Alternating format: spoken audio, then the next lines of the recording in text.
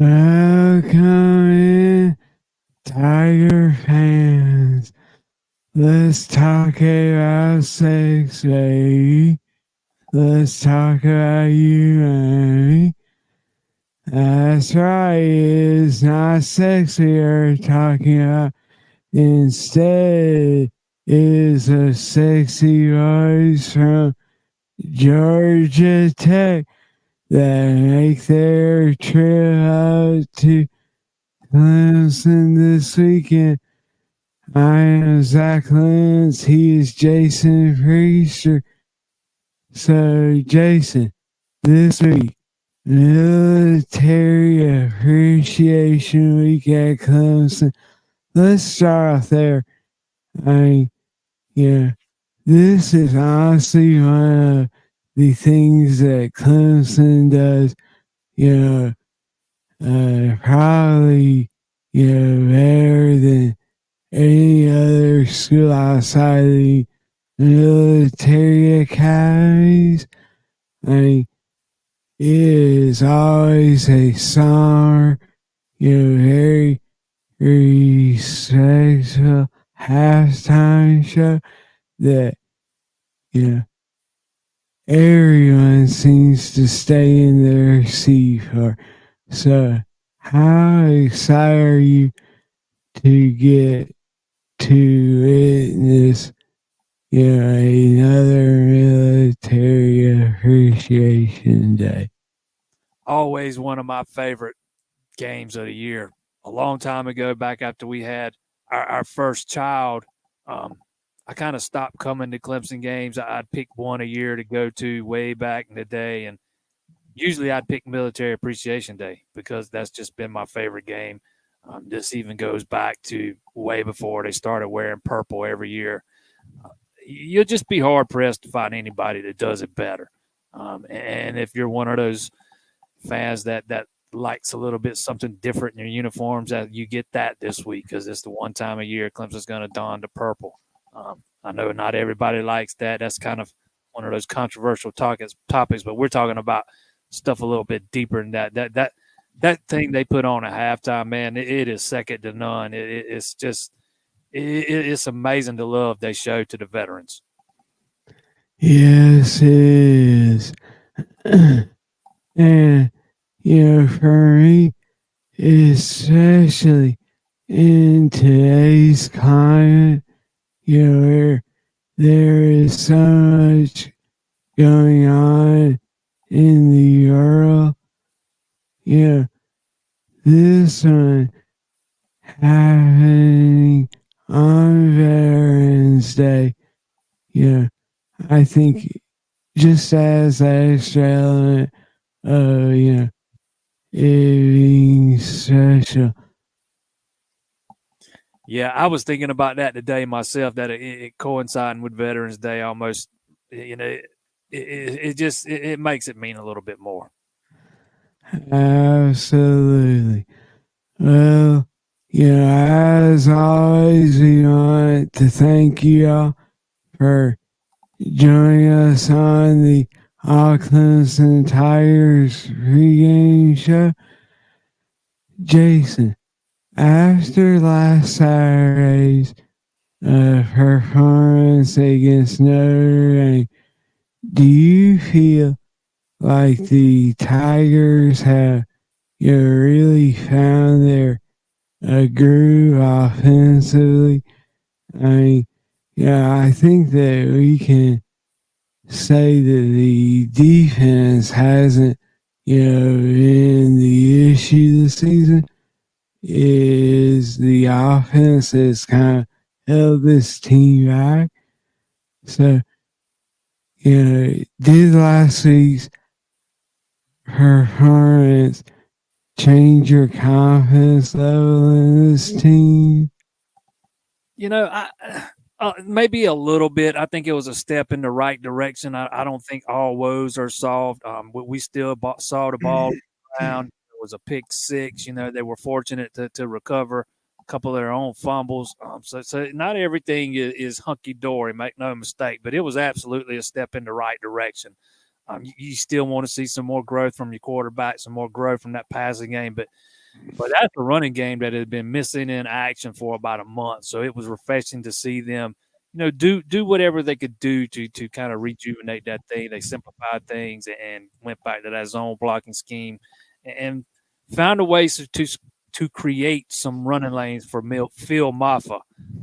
They found something in that running game, and hopefully they can build off of that and take another step forward this week overall as an offense.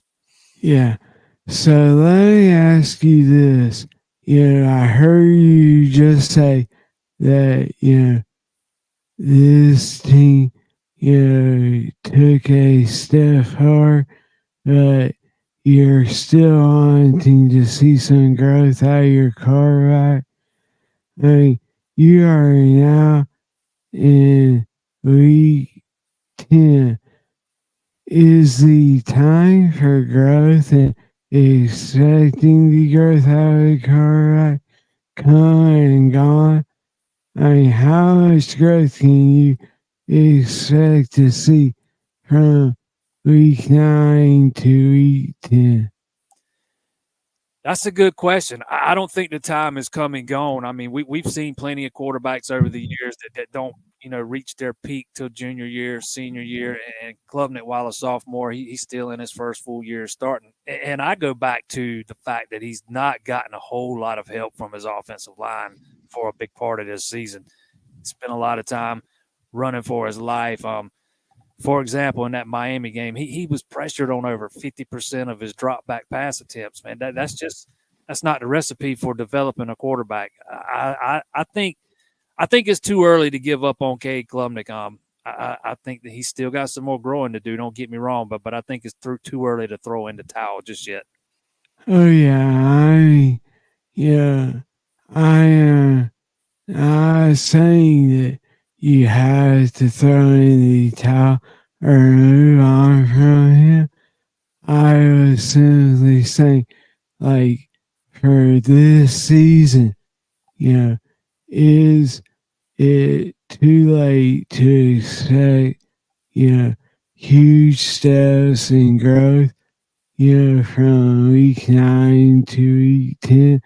I mean, have, or do you just run with what you have, You know, another good question because I do think there is still some room to grow for him the rest of this season, but he also needs some help, right? He needs some help from that offensive line. They got to protect him, and it getting some, just a serviceable running game would go a long ways to taking a lot of the pressure off him. Because I think a lot of the season he looks like a young quarterback who's tried to do too much, and I Yeah. think he did not look like that against Notre Dame. And while the passing statistics aren't going to blow you away or anything like that, it was far from his best passing performance. I thought he looked more settled and he played within the system. So, yeah, I still think that he can do a little bit of growing between now and the end of the season. Yeah, I will say this. You are dead on when you say that the majority of the season he's looked like a QB who has tried to, do too much.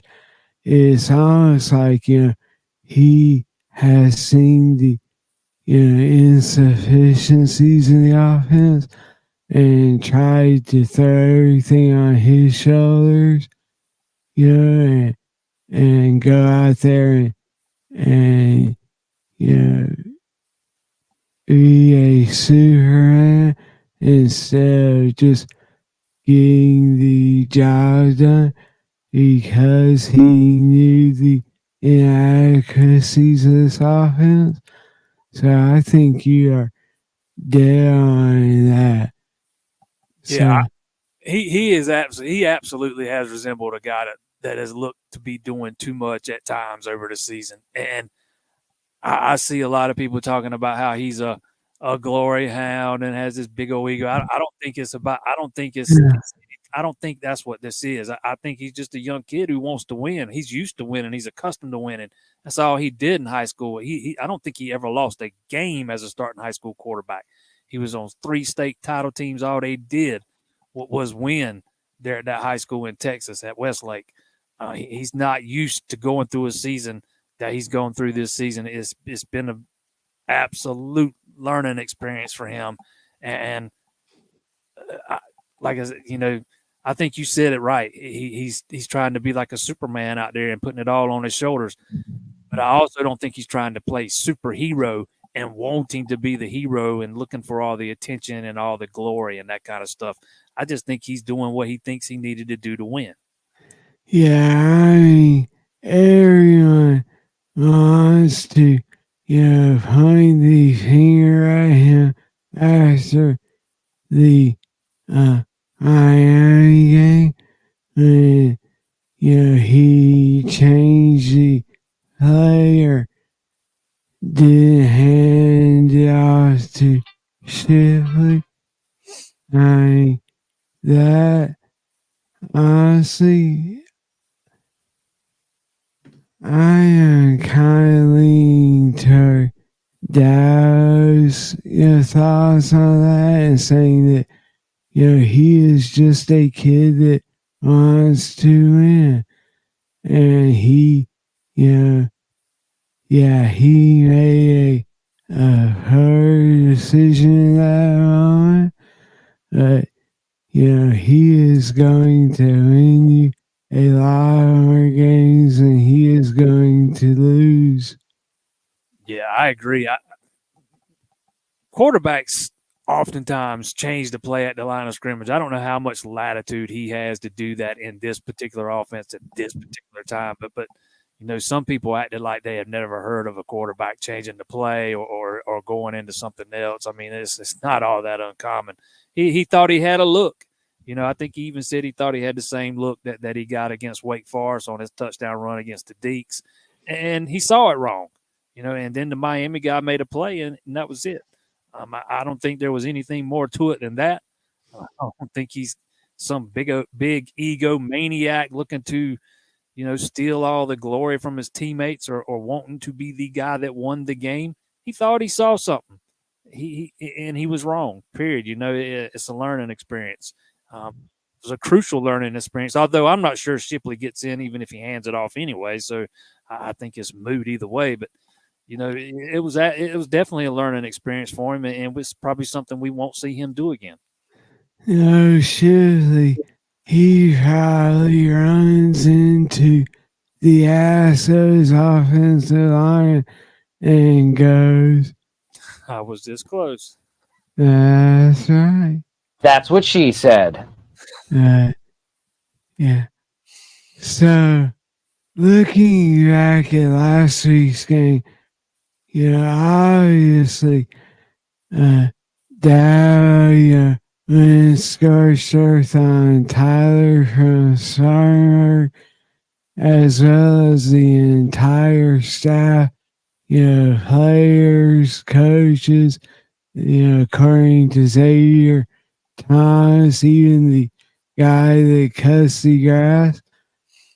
I mean, so the question that I have is, did anything that you saw against Notre Dame, surprise you? I mean, or coming off that, emotional week, I think, UI and Nikki Hood from Tiger were the only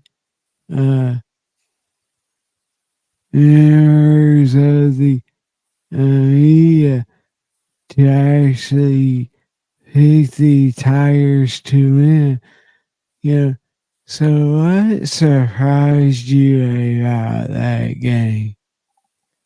The only thing that really surprised me was how well Clemson ran the ball on them. I didn't think they were going to, I didn't see one of the running backs going out and rushing for 280 plus yards. Make no mistake, I did not see that. But I thought that defense was going to come out with a chip on its shoulder and want to atone for what happened up there in South Bend last year. And I think that absolutely turned out to be the case. And I thought they'd ride that defense to a win, and the offense would kind of do just enough to get it done. But that running game surprised me. I absolutely didn't expect it. I kind of thought Clemson had become, a team that was going to struggle the ball the rest of the way. But they went back and leaned on something that had been a staple of the old Clemson offense, that those zone runs, particularly that inside zone, and went hat on a hat and scrapped all the pulling for all those offensive linemen. So that's what surprised me. The fact that they won didn't surprise me. The fact that the defense was dominant didn't surprise me. But the way they were able to run the ball on a very good defensive front was what really surprised me. Yeah, I think, I'll just add to you, honestly, it surprised me simply, because of how many guys they had out. I mean, you look at that offensive line, you had Marcus Tate, who was lost for the season earlier that week. You're already without Walker Hargs. You have, Tristan Lee and Harris Hill and Trent Howard. And I mean, honestly, it looked for a little while like you may have had Ryan Linthicum, as your center. So I mean, especially leading up to that game with all the injuries and how, they were basically, a mash unit out there. I was incredibly impressed and shocked, honestly, with how successful they were in running the. Yeah, that offensive line. I mean, let's be brutal truth here. They played their ass off, man. Yeah. They controlled the line of scrimmage pretty much from start to finish. Something I don't think anybody expected, and it was actually refreshing to see, because it's been a while since we've seen that Clemson offensive line play like, kind of like a well-oiled machine, if you want to say it that way. I'm not saying they were perfect by any stretch. Don't get me wrong, but after what we've seen the previous 4 games, I don't think anybody was expecting that kind of performance. Yeah, honestly, that was the, single best performance they have had all season.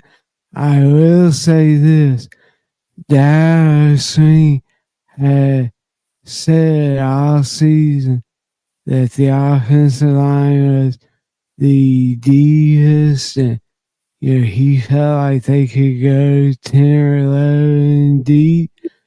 And I think, they finally showed up. I mean, they had a chip on their shoulder, and it showed. They had heard all week long, how, I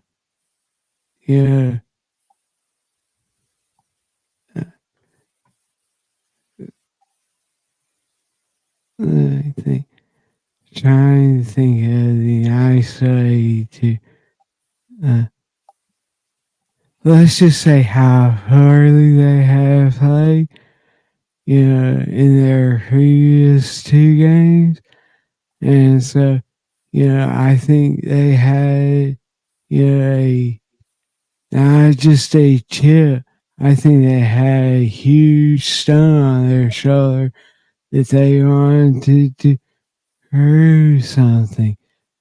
I will say this though, Dowd after the game said that this was, the first time that they had a complete game on offense. However, outside of the offense's response to the turnover and touchdown by Notre Dame in the third quarter for basically the last, I'd say let's see, maybe 25 minutes of that game, you saw the exact same offense. You saw the exact same issues that you have seen all season. And how many times did they hold Notre Dame to, uh, 3 outs and had field position given to them on the 50, only to go 3 out? Oh yeah, no, that second half was more of what we, more of the same. Even I think both, you had the late fumble by Maffa. I think you had another fumble that they dropped and recovered that cost them some field position. But Dabo's talked a number of times about this, wanting to see this team finish, not being able to finish. And I'm not sure if I would call what they did Saturday finishing, really. I think the defense kind of finished it, not really the offense. The offense had ample opportunity to put Notre Dame away and put that game away early in that second half, and they just weren't able to take advantage of it and do it. I kind of I told you in the press box, I kept waiting for Notre Dame to score and tie it up, or score and have to go for a 2-point conversion, reminiscent of the 2015 game. It never played out that way, but they had the opportunity to do so on multiple occasions. And if the offense had been as efficient and as productive in the second half as it was in the first half, Notre Dame doesn't have that opportunity in the fourth quarter to get the ball, however many times it was, 2 or 3 times with a chance to go down the field, score a touchdown, and get a 2-point conversion to tie it up. Oh, sure. And honestly, I will say this for the offense. We said to each other in the press box, I think, a real turning point for this season could be the touchdown drive after Notre Dame scored in that third quarter. Cade Cunningham came out and led that team on a touchdown drive to answer that score and give the Tigers the lead that ultimately in the game. That is the heart, that is the fire, that is the leadership that honestly we have been looking for all season. The ability to answer when hit in the face. Yeah, all season long we've seen this team kind of succumb to back-breaking mistakes, critical turnovers, and the biggest moments. But on Saturday against Notre Dame, you saw them overcome a mistake and come back and answer. And like you said, show some fight, show some heart, show some determination. They didn't let the mistake define them. They put it in the rearview mirror, went out and got 7 of their own, and kind of, started the process of putting their foot on Notre Dame's throat. Never really finished it, but, started the process. Yeah. As always, I'd like to remind everyone to check out Death Valley Domain. It is our members only section of the CLEMSON Tigers website. Inside the Valley drops tonight at 7 o'clock, where we have a look at kind of the behind the scenes of the ramifications of what happened last week. And Jason has a little recruiting nugget in there that I think you are the only one that has that. I have not seen it anywhere else. Not yet, anyways. Awesome. So, yeah, be sure to head over and join that.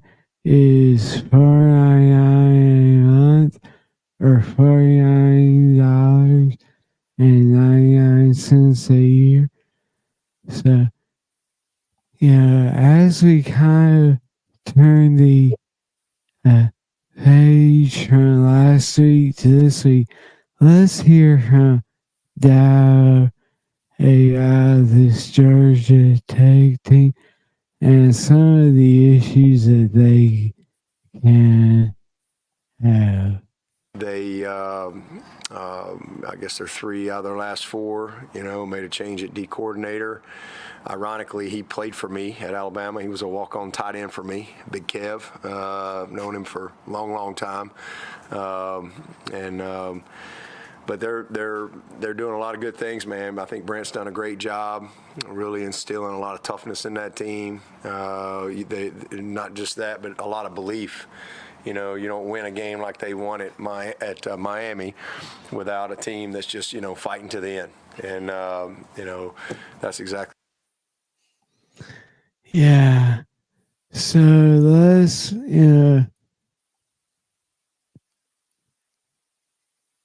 looking at this Georgia Tech team, they are sitting here at 5-2 in the ACC, which is a huge surprise to a lot of the national media and even ACC guys. I mean, they are honestly right in the thick of the hunt to play for an ACC title and be the league sacrificial lamb, who has to face Florida State. But, it all starts with their quarterback, who is a dual threat guy in every sense of the word, and their running game is like legit. Like they can, pound it out on the ground. So I guess, what to you is the most impressive thing when you look at this Georgia Tech team? And they are dangerous running the football. They average over 200 yards per game running it. Hayes King averages, I think, over 60 yards per game and over 7 yards per clip. So he can beat you not only with his arm but with his legs. They run for over 200 yards per game. They pass for over 200 yards per game. Only 13 teams in the country have done that. So that is impressive. It's going to take Damn, are you like Tim Ray Jr. there? I think I got that stat from Qualk. So credit to Qualk. I think I got that from him on Twitter.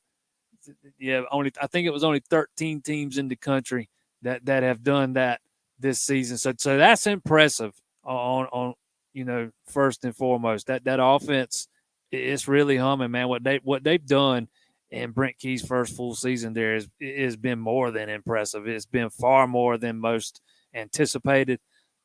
He's got that program headed in the right direction, it would seem. Yeah, I am exactly right there with you. Their offense is the real deal, and King is arguably outside of Jordan Travis and Drake Hay, the most dangerous QB in this league. He has thrown 10 interceptions. That's about the only negative thing I can find on him. He's thrown 10 picks this season. Yeah. And so, that could be a turning point in this game if the Tigers can force him into some looks. He is used to playing at the top of the college football world at Texas A&M. So honestly, coming into Death Valley, it shouldn't phase him a lot. I think that he is going to be as cool of a customer as the Tigers have seen. Cause look, I know that Texas A&M and Jimbo Fisher catch a lot of hell from a lot of people, but there is something to say about having come from that environment. He's uh, played in front of 100,000 people, and so if you think he is going to come in here Saturday and be phased by the Tigers, you are wrong. You're gonna have to play your ass off.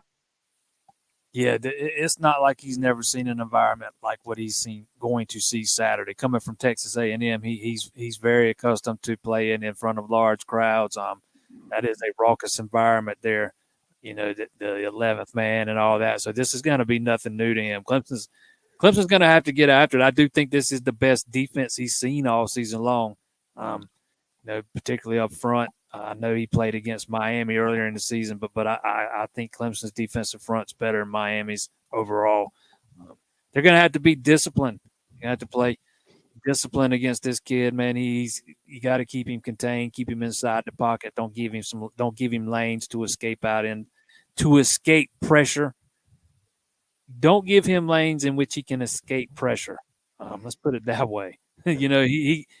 He can do a lot. He can beat you by doing some ad-libbing. You got to play disciplined against this guy.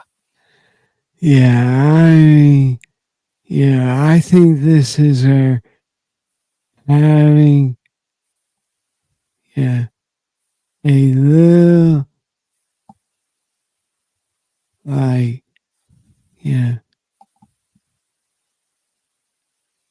maturity on the defensive line is going to really help because Georgia Tech, if they are smart, they are going to try to use Clemson's aggressiveness and see against them. And so, I expect, a heavy dose of, draws and screens and stuff to try to slow that defensive front down. And so, to me, this is where your guys like a Justin Maskell, if he is able to go XT, Tyler Davis, Rucker, hey, you are really going to lean on those guys, the veteran guys. Because look, TJ Harker and Peter Woods, as great as they are, as talented as they can be suspect to, getting over aggressive at times and over rushing. So I think this is the type of team that can really use Clemson's speed against them. Yeah, I think it's going to having those veteran guys up front, is going to really come in handy this week. Again, it's going to take a disciplined effort, and those guys have been around. They've been around for a long time. They have played a lot of football together. They've kind of seen it all, and I'm with you. I think those are the guys that are going to kind of lead the charge, and they'll need them to this week. Yeah. As always, we would like to ask that you like and subscribe to our channel and the videos. In fact, this stat came across the YouTube algorithm, and it shows that 37% of you that are watching these videos are subscribed. So that means 63% or 62.4 are actually unsubscribed. So do us a huge favor, click that subscribe button, click that like button, and I mean, it's completely free. In fact, I thought about threatening to break out the purple polo shirt this week if the subscribers don't go up. That might be a way to drive in some new subscribers, man. Tell them you're going to wear that purple polo this Saturday. Exactly. Let's keep rolling here. All right. So yeah, the Tiger offense. I mean, they are facing the Georgia Tech defense. What is your thing that you are going to be watching more than anything? And I am going to take the offensive line off the table. So you can't say the O-line because everyone's going to be watching that. How about let's see how it's going to be interesting to see how the carries are divvied up between Shipley and Maffa, right? You know, we heard Dabo Sweeney say earlier in the week that Phil Maffa's kind of earned the opportunity to keep the hot hand. I'm kind of interested to know what exactly that means. Are they going to kind of be closer to 50-50, or is it going to be more 70-30, lean towards Maffa, or what?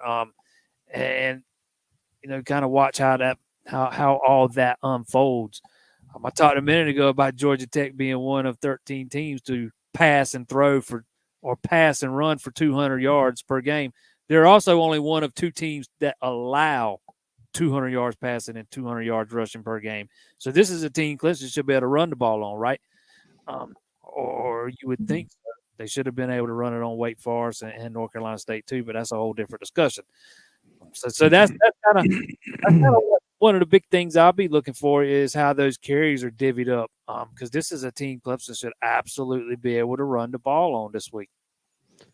Yeah, for me, I want to see, Cade Klubnik, go out there and not play a perfect game, take advantage of opportunities. I mean, like we saw against Notre Dame, they had, how many drives start at the 50-yard line, or, just outside of that in that third and fourth quarter, and they weren't able to, do anything with them. I think that this staff understands that while they got the win last week, it still doesn't take the sting away from, what Dabo said and the ultimatums they were given. So I want to see Cade Klubnik come out and lead this team like a, true experienced, quarterback. Because like Gary Riley has said, I understand that he is still, a only in his first full season as a sophomore, being the guy. The fact is, he is 10 games in now, and he can't continue to have the, uh, you know, SOs and kind of, what the hell are you doing on? I didn't think he had many of those last week. Outside of the was it last week when they tried to do the little delayed pitch when he kind of rushed it and to Maffa and he kind of rushed. To me, that's the one thing that stands out to me. But I thought the pick should have been caught. Maybe there was one where he probably should have threw it away and he didn't. I can't remember, but I didn't think he played I didn't think he played and made a bunch of mistakes last week like we've seen in weeks prior. It just, like I said earlier, I just don't think it showed up in the passing numbers. But I thought the interception should have been caught. I thought it, right off his hands. That honestly, that interception is the reason that those stats, can be incredibly misleading, because that should 1000% be on Randall.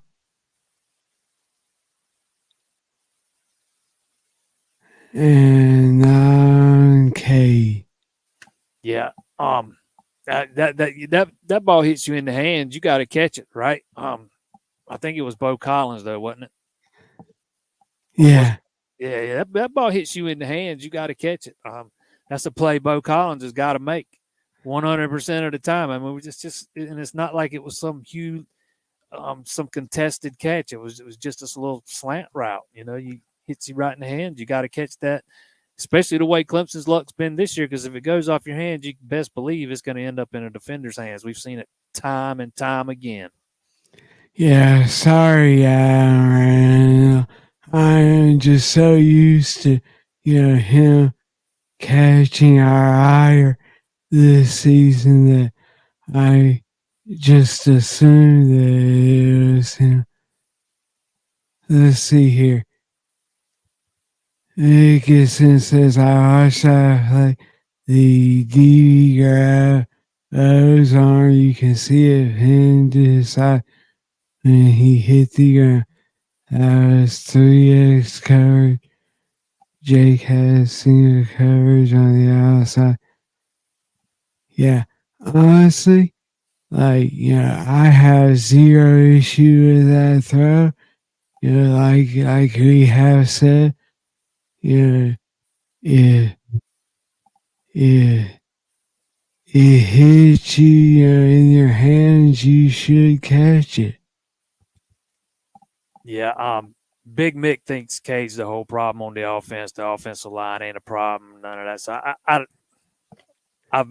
me and him hashed that out already. We just gonna agree to disagree. I'm not saying Cade hasn't been a problem, but he is far from the biggest problem that we've seen on that offense this season.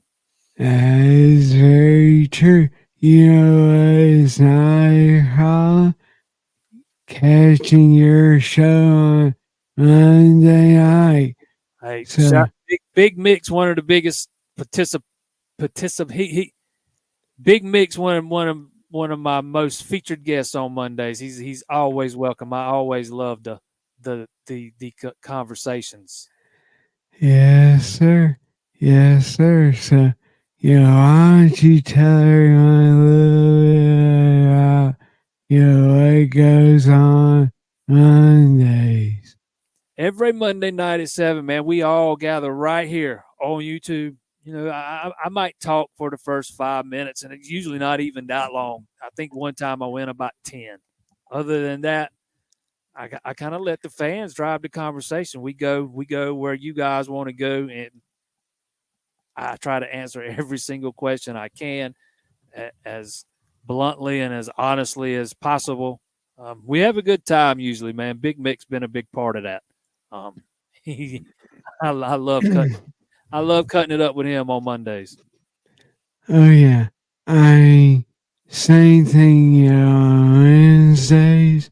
Yeah, I think that everyone that participates, knows that we all want the Tigers to win, and it's just fun. Sometimes you gotta have that.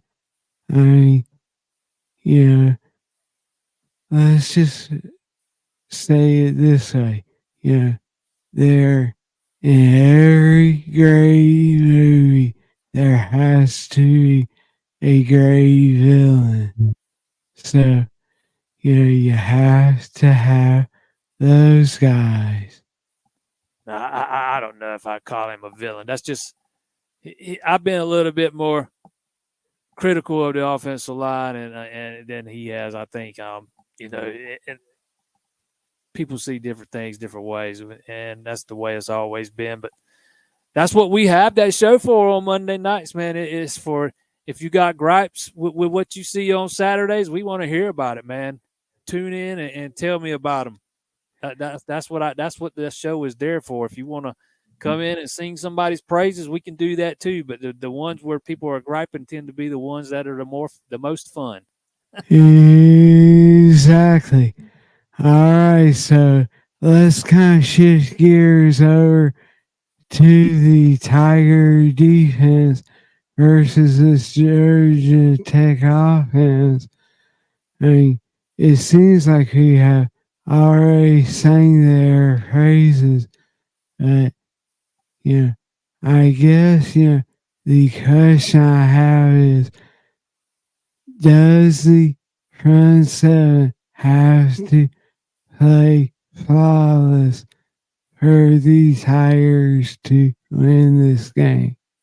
Nah, I don't think they got to play flawless. I don't ever expect perfection, but they got to be pretty. See, that's your problem. Oh, right. See, you set the bar right here, where I set it here. I, you're sitting there living in the world of mediocrity. I think perfection and flawlessness is a little bit. I think that those are lofty goals. If you can hit them, great, man. But those are usually unattainable. You're always it seems you.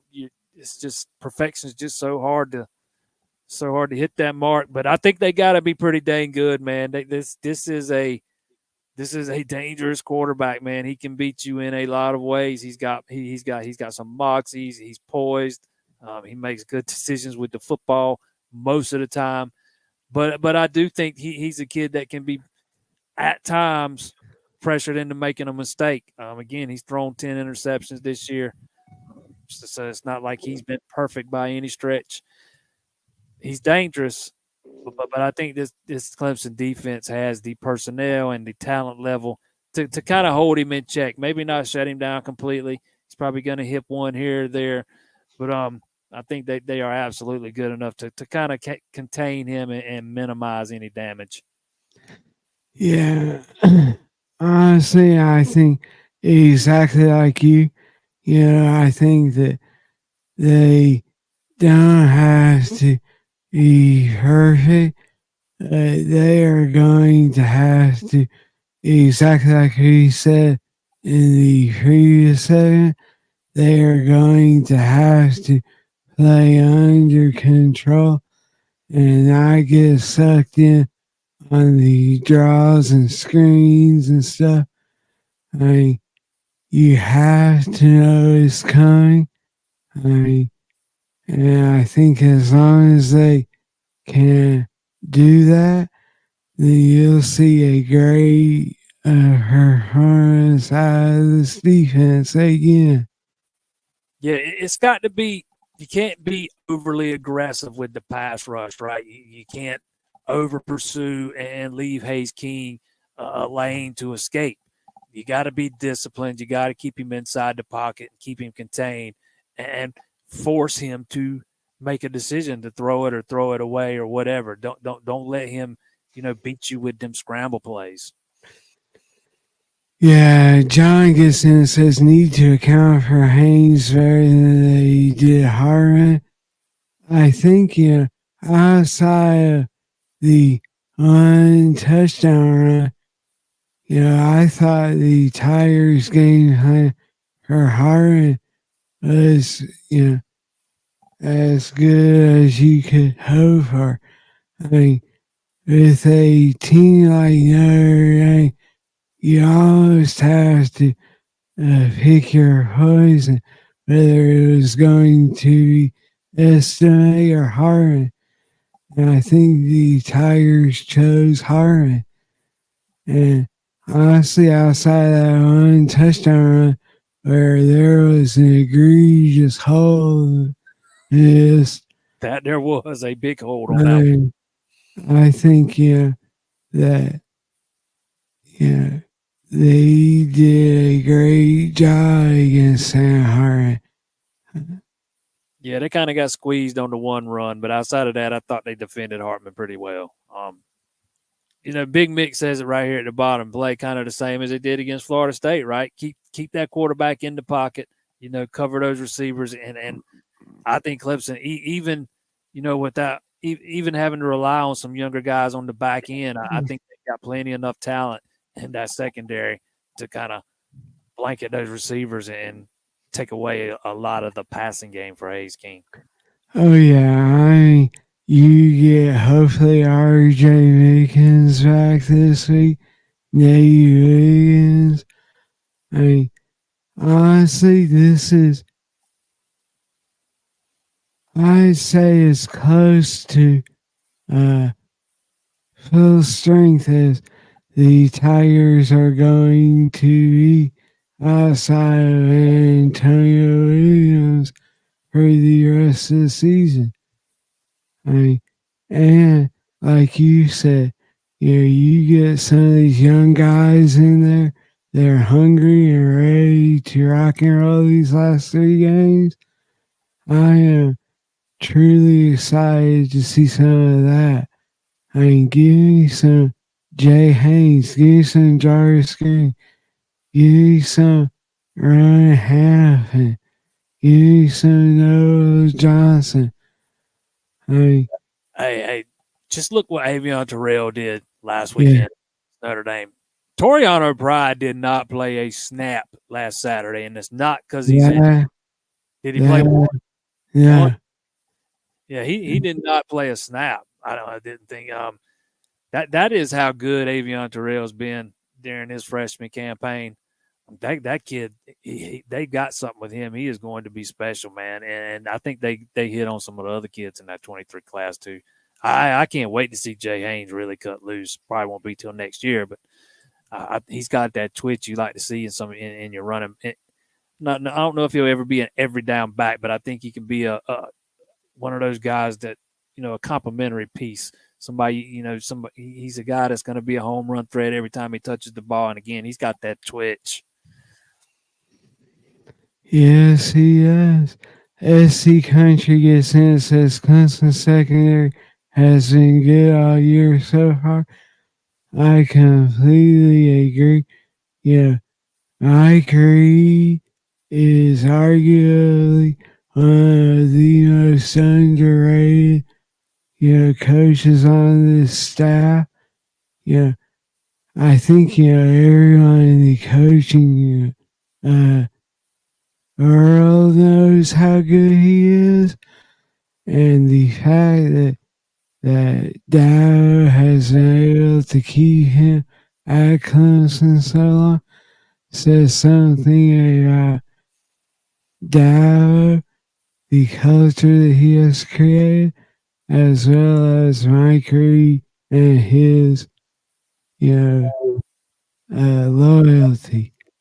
Oh yeah, I think Mike Reed's one of the best corners coaches in the country, maybe the best. He's definitely up there, ranked right at the top of the list. And I think Mickey Conn doesn't get enough credit for what he's done with the safeties either. For the most part, since Mickey Conn took over the safeties, that's those guys have played well under him. I know the secondary wasn't great last year, and it was a weak point on the defense, but that's that's become the exception, not the rule on these Clemson defenses. Those secondaries tend to be pretty good, and that pass defense overall, it is so much improved compared to what it was last year. Yeah, last year it was almost back to the Kevin Steele days where, hey, passes in the air, you're like, holy crap, here we go again. It's either a touchdown or a interference. Like every single damn time, it was one of those. But yeah, he has improved. He has also recruited the hell out of, his position group, getting guys like Avion Terrell. Look, I know he's a legacy guy, but still, you have to go and you have to recruit him. Like we saw with Trevor Etienne. Sometimes those legacy guys are the hardest ones to get because they want to go somewhere that they can have their own legacy. Oh yeah, man, Mike Reed. If you see him bring in a recruit, man, he gets the benefit of the doubt with me every single time. I don't care if he's a low 3-star guy or a high 4-star guy. He's getting the benefit of the doubt with me every single time. Guys like Jaden Lucas, guys like Toriano Pride, I still think he's got a lot of potential. And the kid in this current recruiting class, what goes by the name, or his name's Tavoy Fegan. Man, that guy doesn't do anything at his high school but pick off passes, man. He's got a ton of interceptions this year. Mike Reed's one of the best in the business. Well, before we get to our picks, I want to share this clip from Dow's press conference on Tuesday. It has, maybe the most out of context Dow quote I have ever heard. I'll let you see if you can figure out which one it is. Football question I've been asking for a while. When was it determined around college football, I see it on your team, every team, that knee pads went away? And was that like, did the athletic trainers say, you know what, ligaments don't have anything to do with knee pads? When all the adults left the building, then no skill player wears knee pads anymore. Nobody cares. I mean, it's the craziest thing. Hey, I mean, how about the fact that guys don't wear mouthpieces, but they hang off their helmet? What are we doing? But hey, nobody cares, so whatever. I make my guys wear their mouthpieces. It's either in their mouth or don't wear one. I don't want to see. It's like a fashion statement or something. Mouthpieces flying around all over the place. I don't understand it, but nobody cares. Used to, you had to wear a mouthpiece. Used to, you had to have your knee pads. Heck, when I was playing, you had to have a butt pad. Nobody cares about the butt no more. Hey, who cares? The old butt bone, who cares? You had to wear all those things, and they would check. Yeah, so there it was. That was me saying nobody cares about the tail anymore. That's what she said. So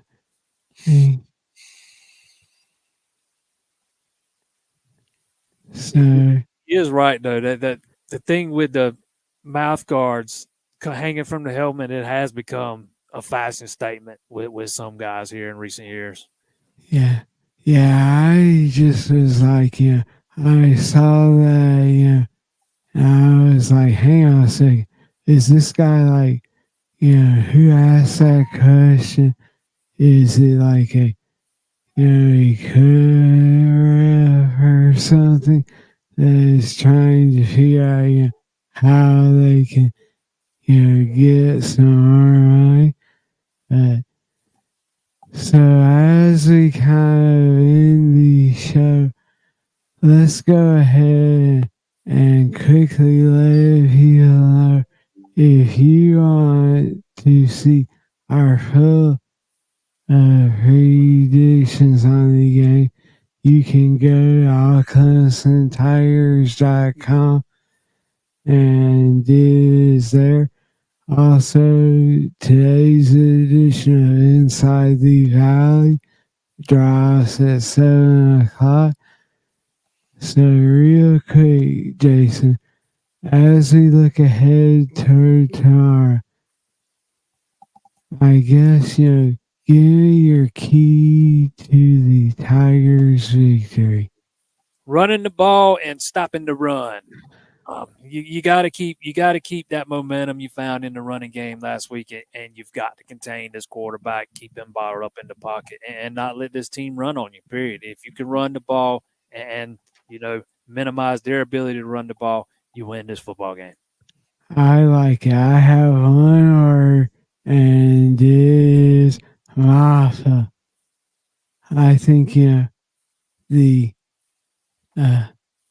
feed the man. Give him the rock as often as you can and let him go to work.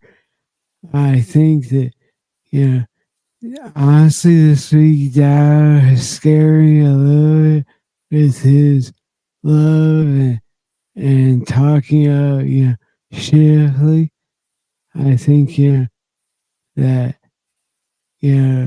what Phil did against Notre Dame and that defense, I think, is incredibly special.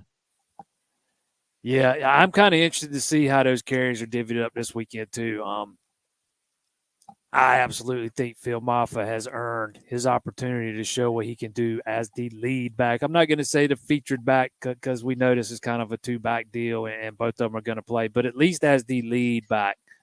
If you're looking at them as 1A and 1B, if you're looking at them as 1A and 1B, I think Maffa's earned a chance to go out and show what he can do as 1A.